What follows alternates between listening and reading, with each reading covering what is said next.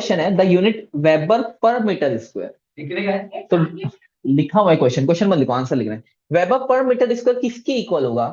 तो जो W B weber per metre square या फिर डब्ल्यू बी m-2, एम ऊपर आएगा तो -2 में समझ जाएगी, वो इक्वल होता है टेस्ला के। Tesla, okay. तो वो ऑप्शन डी आएगा। चलो उसके बाद वाला क्वेश्चन, सेकंड क्वेश्चन है the permeability of a substance at 300 kelvin, temperature दिया हुआ है T is equal to 300 kelvin, उससे हमें कुछ नहीं करना है। उसकी परमिएबिलिटी, परमिएबिलिटी का मतलब म्यू, तो म्यू दिया हुआ है, कितना है म्यू? 6.284 इंटू 10⁻³ ये तुमको म्यू दिया हुआ है। और हम लोग को क्या फाइंड करना है? मैग्नेटिक ससेप्टिबिलिटी यानी जाय फाइंड करना है। जाय, जाय इक्वल्स टू क्वेश्चन मार्क, ऐसा क्वेश्चन दिया हुआ है। अभी ऐसा तो कोई फॉर्मूला तुमने नहीं लिखा। तो देखो म्यू क्या होता है, म्यू वो होता है mu zero into mu R, है ना। बट म्यू आर क्या होता है? म्यू आर होता है 1 + जाय, ये होता है म्यू आर। तो मैं म्यू आर की जगह क्या लिख सकता हूँ? Mu zero into mu R की जगह 1 + जाय लिख सकता हूँ। अब ये म्यू जीरो को नीचे डालते हैं तो mu upon mu zero equals to क्या हो जाएगा? 1 + जाय हो जाएगा। मुझे जाय निकालना है, बाद में देखते हैं। अभी म्यू कितना है? तो म्यू तो मुझे पता है कितना, 6.284 इंटू 10⁻³ अपॉन म्यू जीरो कितना है?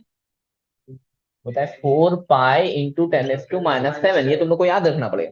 तो वो होता है 4 पाई इंटू 10⁻⁻7, ओके। अब देखो ये -3 और -7 को मैं कट कर सकता हूँ, तो इसका -4 बचेगा।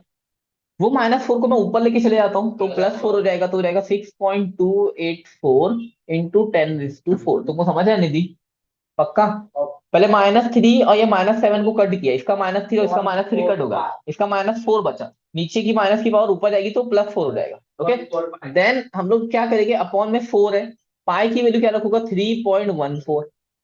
सर ये अब इसको कट करना पड़ेगा। अब कट करने के लिए एक मेथड है कि इसके थोड़े पॉइंट शिफ्ट कर दो, अगर चाहिए तुम लोगों को। क्या कर सकते हैं? हाँ, या तो लॉग यूज करो या तो इसके पॉइंट शिफ्ट करो, तुम्हारी मर्जी, ओके। अभी अपने पास टाइम नहीं है इतना, तो मैं इसके पॉइंट एक शिफ्ट कर देता हूँ, इसको लिख देता हूँ 62.84 इंटू 10⁻³ अपॉन में इसको मल्टीप्लाई कर देता हूँ, 4 4 16 का 6, ऊपर गया 1, 4 1 4 एंड 1 5, दो के बाद पॉइंट है तो पॉइंट, 4 3 12, तो 12.56 ये हो गया। दोनों के पॉइंट पॉइंट गायब कर देता हूँ एक साथ, तो ये हो जाएगा 6284 अपॉन में 1256 इंटू 10⁻³ अब ये डिवाइड करना पड़ेगा तुम लोगों को। तो डिवाइड करने के लिए तुम लोग लॉग का यूज करोगे, बट अभी मैं कैलसी यूज करो जरा जल्दी। एंटी लॉग का करते हैं ना, डिवाइड करते वक्त माइनस करेंगे, log a minus log b, बाद में तुमको सिखाता हूँ। ऊपर 10⁻⁻ से नीचे 10⁻⁴ ये 10⁻⁻7 था शानवास, तो -7 और कट हुआ, ऊपर गया। हाँ लिख लो, कितना आंसर आ रहा है? 5.0031 इंटू 10⁻³ ये आंसर आ रहा है, राइट। अभी 10⁻³ जब मैं पावर आगे बढ़ाऊंगा तो ये हो जाएगा 5003.1, 3 डिजिट आगे जाएगा ना ये। अब इसमें आंसर में देखो क्या है, ऐसा कोई आंसर है? देखो पहले दो, हाँ ए वाला ही आंसर आएगा 499, क्योंकि बाकी तीनों क्या है, वो क्लोजेस्ट है, तो जो क्लोजेस्ट आंसर आएगा वो आंसर आएगा, तो इसका आंसर ये नियरली इक्वल टू हो जाएगा 4999। हो गया। देखो टेम्परेचर का कुछ भी यूज नहीं था, उसने जबरदस्ती टेम्परेचर दिया है, ओके। हाँ चलो इसको लिख लो। तो इसका आंसर जो है, क्वेश्चन नंबर 4 जो है वो है 1 वेबर पर सेकेंड। वो थर्ड का क्या है? तो 1 वेबर पर सेकेंड जो होता है, अच्छा थर्ड का, अब परमानेंट मैग्नेट शुड है बोथ हाई, यानी high retentivity and very high coercivity, दोनों सही रहेगा, सी यानी सी वाला आंसर है। उसके बाद है फोर्थ वाला, 1 वेबर पर सेकेंड क्या होता है? तो वो इक्वल टू होता है 1 वोल्ट, ये हम लोगों को याद रखना है एमसीक्यू है, ओके। देन उसके बाद क्वेश्चन नंबर 5 है what is magnetic hysteresis. Magnetic hysteresis क्या होता है? तो मैग्नेटिक हिस्टैरिसीस क्या होता है कि जब उसमें वो मैग्नेटिक इंडक्शन जो होता है वो लैक्स करता है बिहाइंड द ये मैग्नेटिक फील्ड इंटेंसिटी, लैग यानी पीछे होना, ओके। हाँ, तो उसको ही बोलते हैं हिस्टेरिसिस। हाँ, ओके। वेबर जो है वो फ्लक्स की यूनिट होती है, फ्लक्स यानी मैग्नेटिक फील्ड की यूनिट जो होती है वो वेबर होती है, ओके। देन हम लोग को स्टार्ट करना है, what does the hysteresis loop represent. तो ये टेक्स्ट बैक का टेक्सचुअल क्वेश्चन है कि हिस्टेरिसिस लूप क्या शो करता है। हिस्टेरिसिस लूप क्या शो करता है कि मैग्नेटिक फील्ड इंटेंसिटी H और जो मैग्नेटिक इंडक्शन है B, उसके बीच में रिलेशन शो करता है, बस। हाँ, छोटा सा ये हिस्टेरिसिस का लिखना है, क्वेश्चन नंबर 5 का आंसर है जो ग्रुप पे भेजा हम लोग। क्वेश्चन नंबर 6 बताओ ना। Question, what does the hysteresis loop represent. तो वो दोनों में रिलेशनशिप शो करता है कि इसमें H के और B के बीच में। शाला पे से हम लोग वो कॉपी करेंगे, ओके। आगे बढ़ते हैं। Then what is soft magnetic material, और या फिर उसकी प्रॉपर्टी क्या होती है सॉफ्ट मैग्नेटिक मटेरियल की। तो सॉफ्ट मैग्नेटिक मटेरियल क्या होता है, जिसकी लो रिटेंटिविटी हो एंड हाई परमेबिलिटी, जो हम लोगों ने लिखा था यहाँ पे शॉर्ट में, याद है जब डायग्राम था उसमें लिखा था, तो वो लिखना है। उसके बाद स्टार्ट करते हैं क्वेश्चन नंबर 8। तो बोल रहा है कि एक इलेक्ट्रॉन है जिसका सर्कुलर ऑर्बिट में वो कर रहा है, उसका रेडियस है 5.3 इंटू 10⁻11, उसकी स्पीड है 3 इंटू 10⁻6 मीटर पर सेकेंड, उसका एंगुलर मोमेंटम निकालना है। तो एंगुलर मोमेंटम निकालना है यानी एल निकालना है, L is equal to question mark, क्या दिया हुआ है, आर दिया हुआ है 5.3 इंटू 10⁻11 and metre with speed, speed दिया है v इज इक्वल टू कितना है 3 इंटू 10⁻6 मीटर पर सेकेंड, 3 इंटू 10⁻6, यहाँ पे मीटर दिया है और यहाँ पे 10⁻6 मीटर पर सेकंड दिया है, तो मुझे कुछ कन्वर्ट नहीं करना है क्योंकि दोनों मीटर में। तो एल क्या होता है, L is equal to mv/r। तो एम कितना है, मास ऑफ इलेक्ट्रॉन 9.1 इंटू 10⁻31, ये हम लोग याद रखिए मास ऑफ इलेक्ट्रॉन में। उसमें कुछ तो अलग है शानोस, मुझे बाद में बताओ, मैं बताता हूँ। वो ई है, वो चार्ज ऑफ इलेक्ट्रॉन है शानोस, वो ई भी आ रहा है, फॉर्मूला तो देखो। उसमें चार्ज ऑफ इलेक्ट्रॉन है, मास ऑफ इलेक्ट्रॉन नहीं। चार्ज ऑफ इलेक्ट्रॉन होता है 1.6 into 10⁻19, but mass of electron जो होता है 9.1 इंटू 10⁻31। तो मैं फॉर्मूले में डाल दूंगा 9.1 इंटू 10⁻31 इंटू वी, वी की वैल्यू कितनी है 3 इंटू 10⁻6 एंड आर कितना है इंटू 5.3 इंटू 10⁻11, ओके। अब पहले माइनस वालों को देख लेते हैं। तो -11 -31 माइनस माइनस प्लस हो जाएगा, 31 प्लस 11 कितना हो जाएगा 42, तो -42 होगा। अब -42 प्लस 6, तो माइनस प्लस फिर माइनस होगा, साइन बढ़ेगी यानी माइनस की साइन आएगी। तो 42 में से 6 निकाले, कितना बचा 2 इंटू 10⁻6, क्या है ना V3 है ना, पेपर में, पेपर में पेपर के क्वेश्चन सॉल्व कर देना, ये अलग है। 3 इंटू 10⁻6 थोड़ी अलग न्यूमेरिकल है, ओके। तो क्या होगा, ये हो जाएगा 10⁻42 में से 6 निकाले 36 हो जाएगा, तो -36 बचेगा। और ये लोगों को मल्टीप्लाई करना पड़ेगा, ये हो जाएगा 9.1 इंटू 3 इंटू 5.3। अब इन लोगों को मल्टीप्लाई करना है, वो करो मल्टीप्लाई, वो इजी है। पहले मैं एक कर देता हूँ, तो 9.1 इंटू 3 3 9.5 इज 15, तो 15.9 इंटू 10⁻31, ओके। तो ये मोमेंटम है, मोमेंटम है। फिर उसको मल्टीप्लाई करना पड़ेगा, जो भी आंसर आया वो, कितना आंसर आ रहा है 144.69, 144.69 इंटू 10⁻31। अभी एंगुलर मोमेंटम की क्या यूनिट होती है, ये क्या है, क्या हुआ, यूनिट देखो एंगुलर मोमेंटम की क्या होती है, मोमेंटम की मास इंटू वेलोसिटी होती है उसको। और एक मिनट साइड में मैं देख लेता हूँ, मास इंटू वेलोसिटी, मास क्या होता है 4 किलोग्राम मीटर पर सेकंड। हाँ रुक जाओ, केजी मीटर पर सेकंड, केजी और एक मीटर आया तो metre square, KG metre square पर सेकंड, केजी मीटर स्क्वायर पर सेकंड जो होगी वो एंगुलर मोमेंटम की यूनिट है, ओके। अब हम लोग क्वेश्चन नंबर 9 पे जा रहे हैं। तो एट व्हाट टेम्परेचर, टेम्परेचर पूछा है विद द ससेप्टिबिलिटी, ससेप्टिबिलिटी का मतलब होता है जाई टी पूछा है, okay. Susceptibility of the material be 1/2 of its value at 27 degree Celsius. पहले उसकी वैल्यू टी जो था टेम्परेचर वो था 27 डिग्री सेल्सियस। ओके, बट बाद में वो बोला कि जाय की वैल्यू चेंज होना चाहिए, यानी जाय की वैल्यू चेंज होके जाय बाय 2 होना चाहिए, 1/2 यानी 1/2। ओके, तो ये कब चेंज होगा? चलो तो इसको एक काम करते हैं, T1 ले लेते हैं, T2 ले लो, T1 ले लो, जाय 1 ले लो। यानी T1 कितना होगा, कौन सा टेम्परेचर पे जाय की वैल्यू चेंज होके जाय/T बन जाएगी? ओके, ये उसने क्वेश्चन में पूछा है। तो स्टार्टिंग में वो था समझो जाय, उसकी वैल्यू हम लोग को नहीं पता। ओके, बाद में वो हो गया जाय 1, और जाय 1 जो है वो जाय/2 के इक्वल है। ओके, पहले टेम्परेचर जो था वो 27 डिग्री सेल्सियस था। ओके, फिर से बता दो, जब टेम्परेचर था 27 डिग्री सेल्सियस, तो वो टाइम पे उसकी वैल्यू कितनी थी, जाय थी, राइट? पहले इसको कन्वर्ट करते जाओ, 27 इक्वल्स टू हो जाएगा 27 + 273 केल्विन, तो ये हो जाएगा 300 केल्विन। यानी टेम्परेचर जब 300 केल्विन था, वो टाइम पे उसकी वैल्यू कितनी थी, जाय थी। अब टेम्परेचर चेंज हुआ कुछ, तो जाय की वैल्यू चेंज होके कितनी होनी चाहिए, जाय/2, राइट? तो जाय की वैल्यू चेंज होके जाय/2 कब होगी, ये हम लोग को बताना है। ओके, अभी देखो जाय जो होता है वो डायरेक्टली प्रोपोर्शनल, इनवर्सली प्रोपोर्शनल होता है टेम्परेचर से। याद है कब किया था ये? अभी किया ना हम लोग ने, क्यूरी लॉ।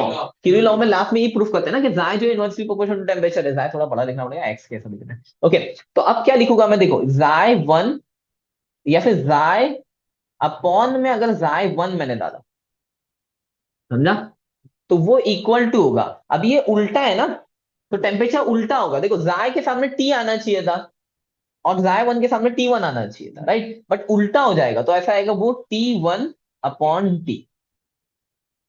समझा? चलो, अब देखो क्या करते हैं, टी कितना है मेरे पास, 270, ये 300 है। जाय मुझे नहीं पता, अच्छा जाय 1 कितना है, वो जाय/2 है। तो देखो पहले ऐसा लिखते हैं, जाय/2 इज इक्वल टू T1 में, टी की जगह 300, 300। अब क्या होगा, देखो ये जाय जाय कैंसिल हो जाएगा, 2 ऊपर आ जाएगा, तो 2 = T/300, T1/300, ये तो मल्टीप्लाई होगा, तो 2 × 300 इज इक्वल टू T1, ये हो जाएगा 600 is equal to T1। But अभी ये केल्विन में मिला मुझे, तो इसको कन्वर्ट करना पड़ेगा, ये केल्विन में, तो इसको डिग्री सेल्सियस में कन्वर्ट करना है, तो ऐसा हो जाएगा T1 = 600 - 273, तो ये हो जाएगा 600 में से 273 निकाले, 300 निकाले, तो 27 बचा, 300, 327 में भी, तो 327 डिग्री सेल्सियस T1 हो जाएगा। तो ये मुझे टेम्परेचर 10 पर। तो डिफाइन है रिटेंटिविटी एंड कोर्सिविटी। तो हम लोग को देखना है डिफाइन रिटेंटिविटी क्या होती है, कोर्सिविटी क्या होती है। ओके, देन आगे बढ़ते हैं। Question number, what happens to ferromagnetic material when its temperature increases above Curie temperature? Curie temperature के ऊपर अगर मैं उसको हीट कर दूं, तो फेरोमैग्नेटिक मटेरियल को क्या होगा, वो डिस्कस करना है, समझाना है पूरा। ओके, तो वो अपनी मैग्नेटिक प्रॉपर्टीज को छोड़ देगा, क्या होगा, वो पैरामैग्नेटिक बन जाएगा अबव क्यूरी टेम्परेचर। क्या होगा, उसका डोमेन स्ट्रक्चर ब्रेक हो जाएगा पूरा, डोमेन स्ट्रक्चर ब्रेक हो जाएगा, वो रीगेन नहीं कर पाएगा उसको, और वो नॉर्मल पैरामैग्नेटिक मटेरियल के जैसा बन जाएगा। उसके बाद आगे बढ़ते, क्वेश्चन है discuss Curie law for paramagnetic material. Curie law हम लोग ने किया, उसका डेरिवेशन भी करके दिखाना पड़ेगा, अगर 3 मार्क्स के लिए है, तब 2 मार्क्स में भी डेरिवेशन करना पड़ेगा तुम लोगों को उसका, ये 2 मार्क्स की सेक्शन बी 2 मार्क्स का होता है। उसके बाद question number 13, what should be the retentivity and कोर्सिविटी of permanent magnet? तो परमानेंट मैग्नेट की हाई रिटेंटिविटी होनी चाहिए और हाई कोर्सिविटी होनी चाहिए, क्योंकि अगर हम लोग उसको क्या करें, अगर करंट पास करना मैं बंद भी कर दूं, तो भी अब वो मैग्नेट ही रहना चाहिए, यानी उसकी मैग्नेटिक प्रॉपर्टीज खत्म नहीं होनी चाहिए। इसके लिए उस पर हाई रिटेंटिविटी एंड हाई कोर्सिविटी होना चाहिए। उसके बाद आगे बढ़ते हैं, क्वेश्चन नंबर 14 पे जाते हैं। Discuss magnetisation of magnetic material placed in a magnetic field. तो जो पहला जो बी वाला जो डेरिवेशन था, याद है वो बी वाला डेरिवेशन जो बड़ा था, वो डेरिवेशन यहाँ पे करना है। ये समझो क्वेश्चन को, discuss magnetisation of a magnetic material placed in a magnetic field. हाँ, यानी अगर एक मैग्नेटिक फील्ड में, अगर एक मैंने मैग्नेटिक मटेरियल को रखा, वही सोलेनॉइड उसके ऊपर लपेटा, तो उसके मैग्नेटाइजेशन को क्या होगा, तो जब मैं करंट पास करूंगा तो धीरे धीरे मैग्नेटिक फील्ड इंक्रीज होगी, धीरे धीरे क्या होगा, फिर उस पर पूरा डेरिवेशन करना है, लास्ट में बताना है कि वो मैग्नेट बन जाएगा, परमानेंट मैग्नेट बन जाएगा, फेरोमैग्नेटिक मटेरियल। ओके, चलो आगे बढ़ते हैं। फिर उसके बाद है what are magnetisation, magnetic intensity and magnetic susceptibility. ये तीनों क्या होता है उसकी डेफिनेशन से लिखनी है, अगर फॉर्मूला छोटा सा रहा शॉर्ट शॉर्ट में, उसका फॉर्मूला भी लिखना है हम लोग। ओके, आगे बढ़ते question number 16 explain ferromagnetic material on the basis of domain theory. बहुत इंपॉर्टेंट क्वेश्चन है, डोमेन थ्योरी के हिसाब से पूरा फेरोमैग्नेटिक मटेरियल समझाना है, उसके स्ट्रक्चर भी बताने हैं, डोमेन का स्ट्रक्चर ये। ओके, आगे बढ़ते question number 17 explain the basis of paramagnetism on the basis of atomic structure.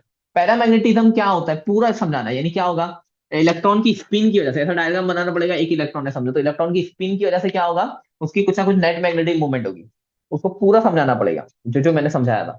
Okay, then आगे बढ़ते हैं question number 18 distinguish between paramagnetic material ferromagnetic material. तो पैरामैग्नेटिक मटेरियल में क्या होता है, कुछ इलेक्ट्रॉन होते हैं जो फ्री होते हैं, जिनकी कुछ ना कुछ छोटी थोड़ी बहुत नेट मैग्नेटिक मूवमेंट होती है, फेरोमैग्नेटिक में ज्यादा नेट मैग्नेटिक मूवमेंट होती है। पैरामैग्नेटिक मटेरियल जो होता है वो एक बार मैग्नेट में रखा तो वो थोड़ा अट्रैक्ट करता है, फेरोमैग्नेटिक बहुत हाईली अट्रैक्ट करता है। फिर पैरामैग्नेटिक मटेरियल क्या होता है, अगर उसको मैग्नेट को हटा दूं मैं तो वो क्या करेगा, वो वापस नॉर्मल हो जाएगा, यानी उसकी मैग्नेटिक फील्ड चली जाएगी। देखिए फेरोमैग्नेटिक मटेरियल क्या होगा, एक बार मैं उसको हटा भी दूंगा मैग्नेटिक फील्ड को तो भी वो परमानेंट मैग्नेट बन जाएगा, उसकी खुद की मैग्नेटिक फील्ड हो जाएगी। पैरामैग्नेटिक मटेरियल क्या क्या होता है, डोमेन स्ट्रक्चर वापस आ जाता है, जबकि फेरोमैग्नेटिक मटेरियल का डोमेन स्ट्रक्चर वापस नहीं आता, वो परमानेंट मैग्नेट बन जाता है।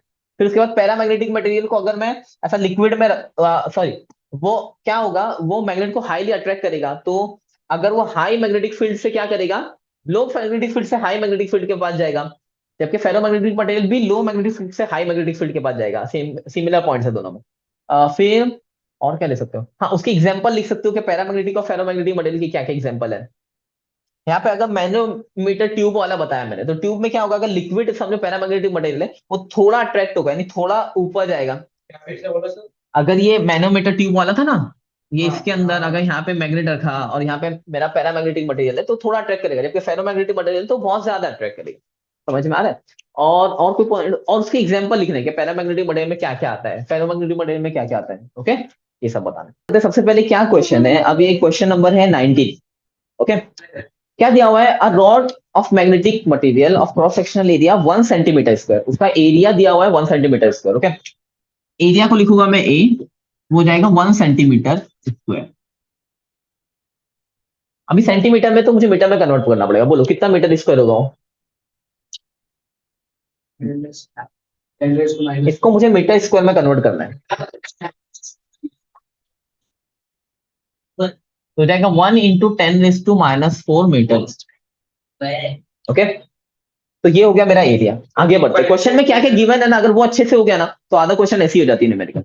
दूसरा आगे दिया हुआ है, इस place in magnetising field intensity, magnetising field intensity को किससे डिनोट करते थे, एच से। ओके, तो एच कितना दिया हुआ है, 10⁻⁴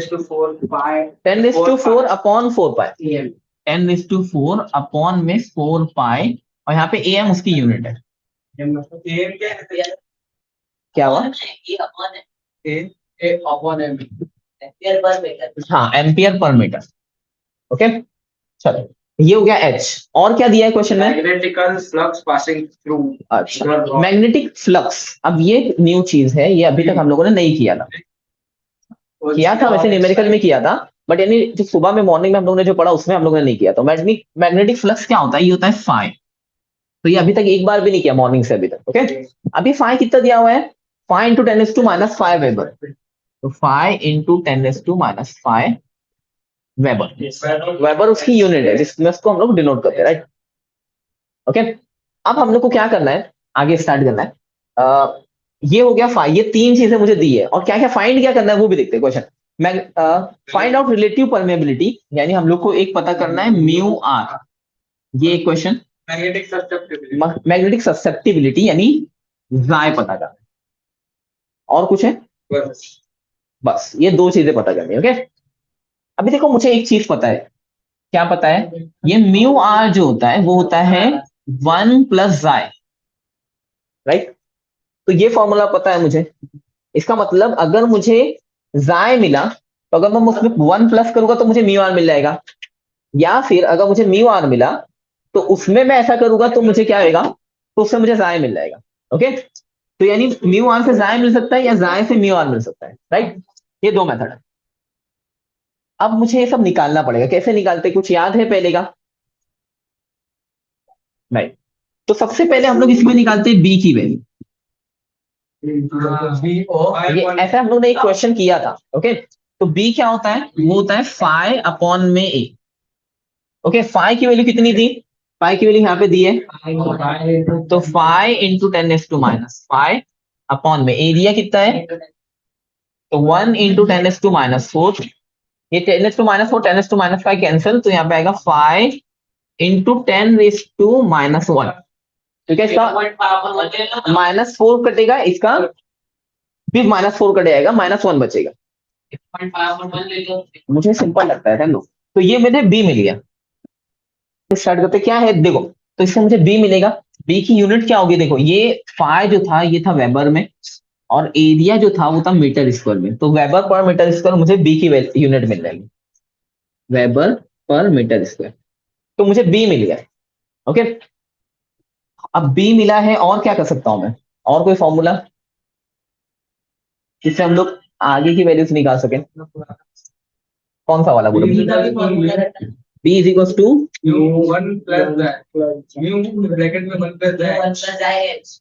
अच्छा हाँ ये था μ0 प्लस, और यहाँ पे था 1 + एच। अब 1 + आई की जगह हम लोग μr लिख रहे थे ना, राइट? तो एक काम करते हैं, ये फॉर्मूले की जगह पे हम लोग ऐसा लिखते हैं, b is equal to μ0 into μr into H. Okay, तो इससे मुझे क्या मिल सकता है, इससे मुझे μr मिल सकता है। चलो स्टार्ट करते हैं। अभी देखो μ0 क्या होता है, μ0 की वैल्यू हम लोगों को पता होनी चाहिए, वो होते हैं 4 π × 10⁻⁷ राइट? तो मैं यहाँ पे क्या डालूंगा, b की वैल्यू पहले लिख देता हूं मैं, पाई × 10⁻⁻1। μ0 की वैल्यू क्या आएगी, 4 π × 10⁻⁷। μr मुझे पता नहीं है, तो पहले मैं h की वैल्यू लिख देता हूँ, h की वैल्यू भी है मेरे पास, तो ये हो जाएगा 10⁴ अपॉन 4 π, और इंटू μr वैसे के वैसे। अब देखो यहाँ पे ये 4 π और 4 π कैंसिल हो रहा है, यहाँ पे 10⁴, ये 10 प्लस में 4 है, और यहाँ पे -7 है, तो माइनस प्लस क्या हो जाएगा, माइनस हो जाएगा, तो यहाँ पे -3 बचेगा। तो ये क्या हो जाएगा, ये हो जाएगा 10⁻⁻3, यहाँ पे ऐसी है 10⁻1 इंटू 5 और इंटू μr। ओके, अब क्या करते हैं, देखो अगर ये -1 और इसका -1 इक्वल के इधर साइड होता है ना, तो हम लोग कट कर सकते हैं, तो ये -1 और इसका भी -1 कट कर सकते हैं, तो इसका -2 बचेगा। तो ये हो जाएगा pi is equal to 10⁻2 into μr। Okay okay, 10⁻2 को ये साइड लूंगा तो पहले नीचे जाएगा, तो ये हो जाएगा 5 अपॉन 10⁻2 इक्वल टू μr। अब ये 10⁻2 को ऊपर लेना पड़ेगा, तो ये माइनस की चीज प्लस में हो जाएगी, तो हो जाएगा 5 × 10⁻2 इज इक्वल टू μr, तो is equal to 500 is equal to μr।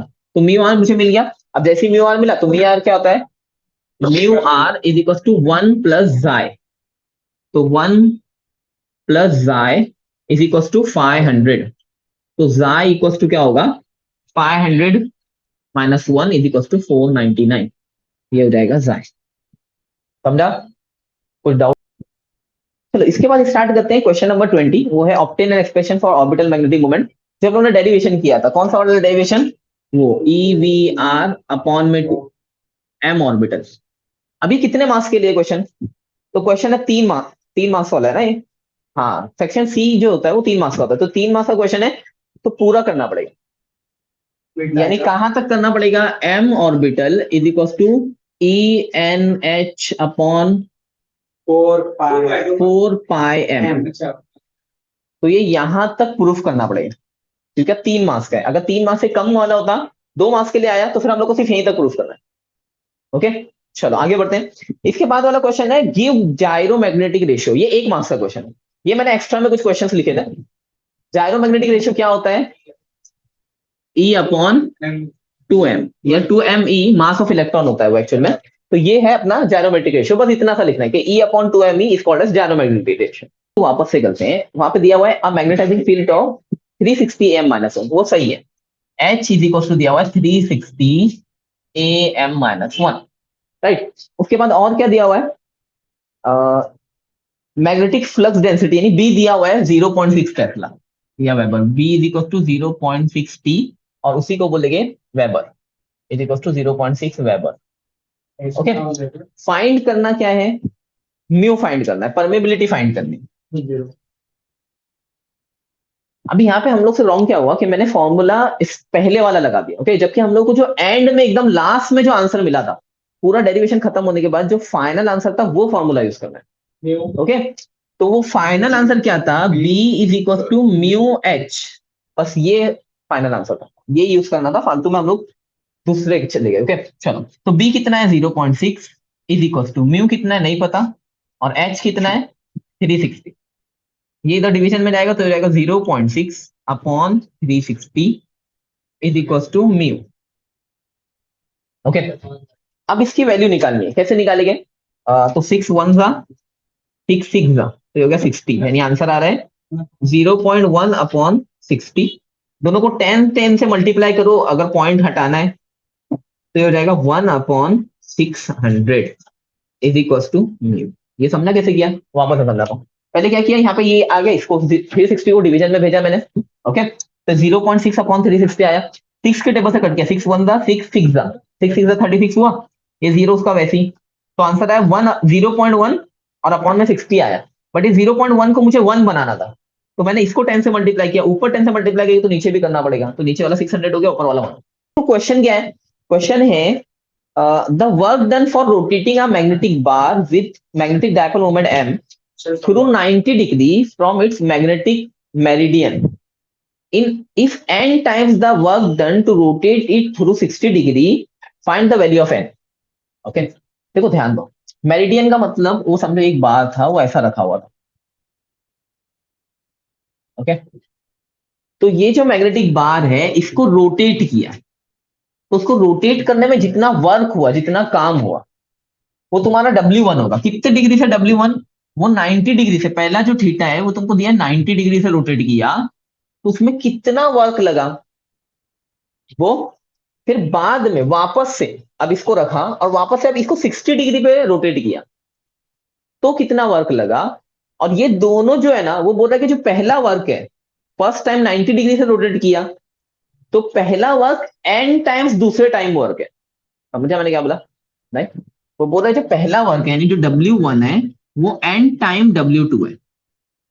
Question पूरा है, पूरा बड़ा क्वेश्चन एक साथ पढ़ना पड़ेगा, वापस से पढ़ते हैं क्वेश्चन, क्या क्वेश्चन है, द वर्क डन यानी W1 for rotating a material with magnetic dipole moment m through 90 degree, यानी वर्क W1 क्या है, 90 डिग्री रोटेट करने के लिए जो वर्क लग रहा है वो इस आगे बढ़ेगा, वो देखो its magnetic meridian if n times, वो n टाइम्स है किसके, work done to rotate it through 60 degree, उसको 60 डिग्री रोटेट करने के लिए जो वर्क डन है, तो हम लोग को ये n पता करना है, बस सिंपल है, ओके। अब W का फॉर्मूला क्या था, लेक्चर स्टार्ट करने से पहले मैंने बताया था, W1 क्या, W क्या होता है, W is equal to M P cos, यहाँ पे लिखा था θ0 माइनस θ1, तो पहले के लिए W1 के लिए θ1 ले लेंगे हम लोग 90 डिग्री, यहाँ पे नीचे लिखता हूं, तो θ1 इज इक्वल टू 90 डिग्री, और θ0 क्या होगा, देखो जब ये हॉरिजॉन्टल होता है ना तो कुछ भी एंगल नहीं होता, जीरो एंगल होता है, तो θ0 कितना है, जीरो है, दोनों केस में θ0 जीरो होने वाला है।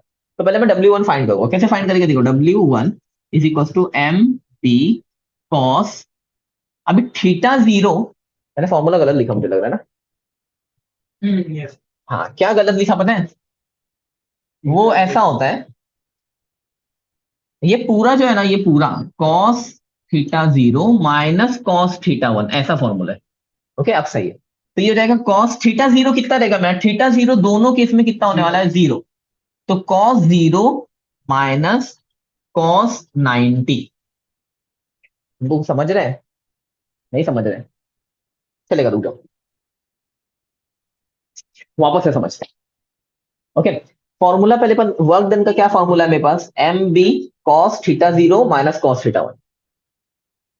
अब क्या हो रहा है, देखो स्टार्टिंग में ये यहाँ पे था, मैग्नेटिक हुआ है, अब इसको मुझे रोटेट करना है, रोटेट करना है 90 डिग्री से, तो वो रोटेट करने के लिए कितना काम लगा वो मुझे फाइंड करना है, वर्क डन फाइंड करना है। पहले इसका एंगल कितना था, देखो एंगल हम लोग ऐसा हॉरिजॉन्टल से चेक करते हैं, तो यहाँ पे एंगल जीरो ही है, अब जैसे जैसे मैं ऊपर बढ़ते जाऊंगा एंगल बढ़ते जाएगा, तो फर्स्ट टाइम मुझे इसको सीधा 90 डिग्री पे इसको रोटेट करना है, यानी ऐसा एंगल इतना बढ़ेगा, तो फर्स्ट टाइम का एंगल मेरा 90 डिग्री है, जीरो से 90 डिग्री, तो ये जो छोटा जीरो है ना, θ0, वो हम लोग जीरो रखेंगे और ये वाले को 90 रखेंगे, ओके। अभी cos जीरो कितना होता है पता है? cos जीरो कितना होता है? 1 होता है। ये ट्रिग्नोमेट्री में था, हम लोग 10th 9th में टेबल था उसका एक। ओके, तो cos जीरो कितना होता है? 1। तो ये रहेगा एम बी, ये 1 माइनस cos 90 कितना होता है? वो 0 होता है। तो ये हो जाएगा 0, 1 माइनस 0। तो एम बी 1 माइनस 0 कितना हो जाएगा? 1 ही हो जाएगा। तो ये हो जाएगा इसका आंसर एम बी। तो ये मुझे मिल जाएगा W1, ये एक चीज मिल गई। अब ऐसे सेम मेथड से हम लोग को W2 फाइंड करना है। W2 कैसे फाइंड करेंगे? वापस से same formula, W2 is equal to M B cos theta zero minus cos theta one. But अब क्या चेंज हुआ? देखो, अब दूसरी बार वापस से ये हॉरिजॉन्टल था, बट अब दूसरी बार क्या करना है मुझे? मुझे 60 डिग्री पे उसको ऐसा खड़ा करना है। तो दूसरी बार के लिए थीटा वन कितना होगा? 60 होगा। तो फिर क्या करूंगा मैं? M B cos theta zero zero ही होगा, माइनस थीटा वन कितना होगा? 60। तो ये हो जाएगा कॉस 60। अभी कॉस जीरो कितना होता है? तो वो तो वन ही होगा। M B cos zero one minus cos 60 कितना होता है? वो होता है 1/2। तो ये हो गया 1/2। अब इसको क्रॉस मल्टीप्लीकेशन करेंगे, या फिर अगर सिंपल समझना है तो वन में से हाफ निकाले तो कितना बचेगा? हाफ बचेगा। तो इसका आंसर आ जाएगा हाफ। यानी M B is equal M B into half. ये मुझे मिल गया W2। ओके, अब इसके बाद में क्या करूंगा? फॉर्मूला लिखूंगा। क्या दिया था क्वेश्चन में? स्टार्टिंग में ये चीज दी थी, W1 is equal to N W2। तो ये मैं लिखूंगा W1 is equal to N W2। Okay, अभी रुको, W1 क्या था? W1 मुझे मिला MB, तो W1 की जगह लिखूंगा MB is equal to N, वैसी के वैसी W2 कितना मिला? MB और इंटू हाफ, राइट। ये MB और ये MB कैंसल, तो ये 2 इधर आ जाएगा। तो N इज इक्वल टू 2 हो जाएगा। बस हो गया, ये N फाइंड करना था, 3 मार्क्स का क्वेश्चन। ओके, चलो। तो क्वेश्चन नंबर है question number 24। A short bar magnet is placed in an external field magnetic field of 700 Gauss. B दिया हुआ है कितना?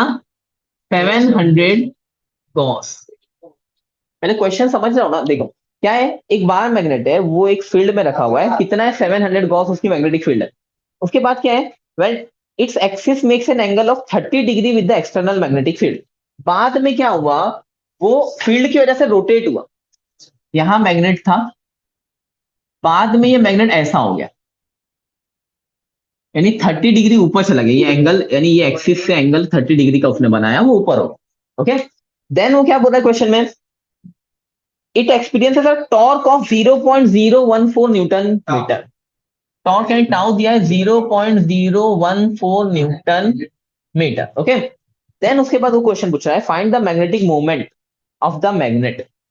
मैग्नेटिक मोमेंट यानी क्या? एम ऑर्बिटल, एम पता करना है। M is equal to question mark, ये पहला पूछा उसने। चलेगा। दूसरा, वैभव आवाज बंद। दूसरा वो क्या बोल रहा है? Work done in moving it from, W भी पता करो, W is equal to question mark. But यहाँ पे एक और चीज बोल रहा है, वो बोल रहा है moving it from most stable to most unstable position. अभी समझाता हूं, देखो यहाँ पे जब ऐसा था, तो यहाँ पे समझो, यहाँ नॉर्थ था, यहाँ पे साउथ था। ये एकदम रिलैक्स बैठा हुआ है बंदा। ओके, यहाँ पे ये मैग्नेट के अंदर बैठा हुआ है। ओके, तो ये इसकी एकदम स्टेबल पोजीशन है, समझ रहे हो। बट मोस्ट अनस्टेबल क्या होगी? इसको पूरा उल्टा कर दो, क्योंकि देखो यहाँ साउथ है ना, तो यहाँ नॉर्थ होगा, और यहाँ पे क्या हो जाएगा? साउथ हो जाएगा। समझ रहे हो, साउथ और नॉर्थ अट्रैक्ट करते एक दूसरे को, ऐसे ही साउथ और नॉर्थ अट्रैक्ट करेंगे। बट अगर ये उल्टा कर दूं मैं, ये ऐसा हो जाएगा। कैसा?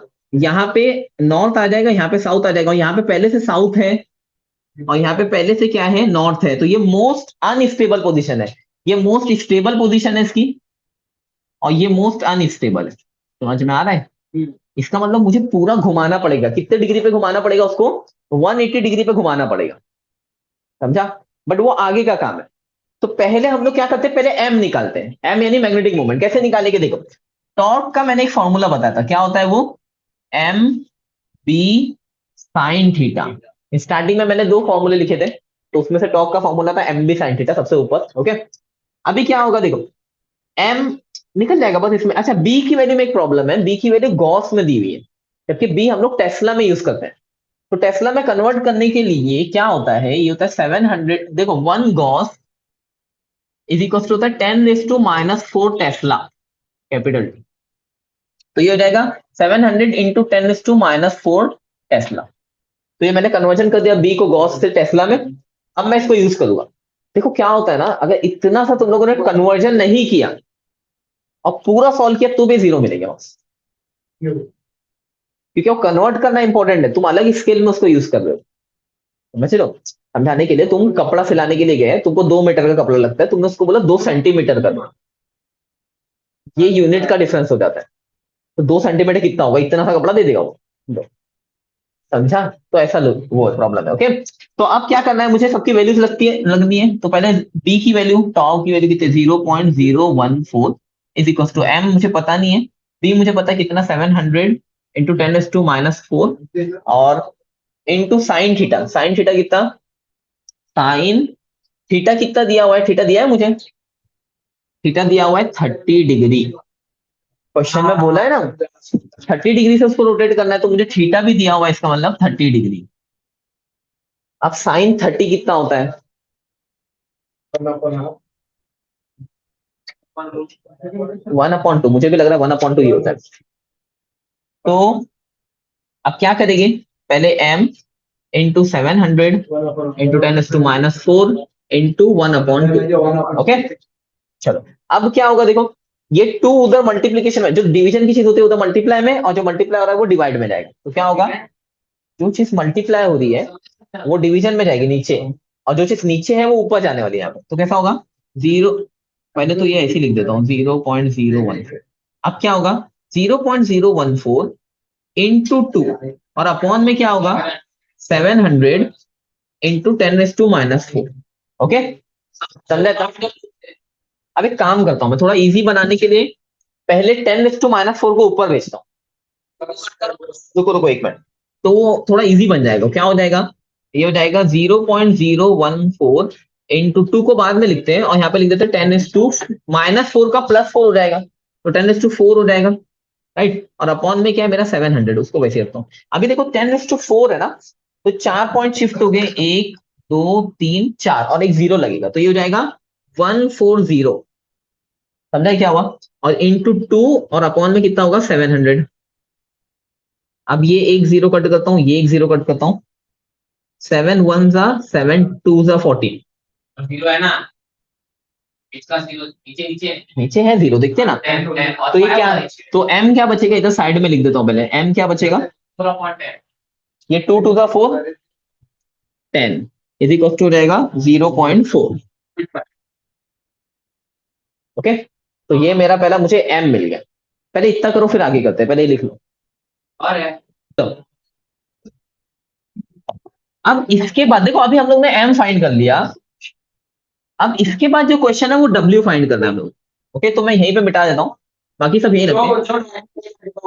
ओके, w के लिए हम लोगों को क्या यूज करना है, w के लिए हम लोग को क्या यूज, चुप बैठो जरा। हाँ, w के लिए हम लोग को क्या करना है कि w के लिए एक फॉर्मूला होता है। क्या फॉर्मूला है w का, वो अभी लिखा था, w is equal to M P, यहाँ पे आता है cos theta 0 minus cos theta 1, right. अब ये दोनों थीटा क्या लेने वो कैसे समझ में आएगा, तो उसने थीटा मेंशन नहीं किया है, यानी क्वेश्चन में मेंशन नहीं किया उसने थीटा कितना होगा। पहला थीटा 30 था, वो नहीं ले सकते वरना रॉन्ग हो जाएगा आंसर।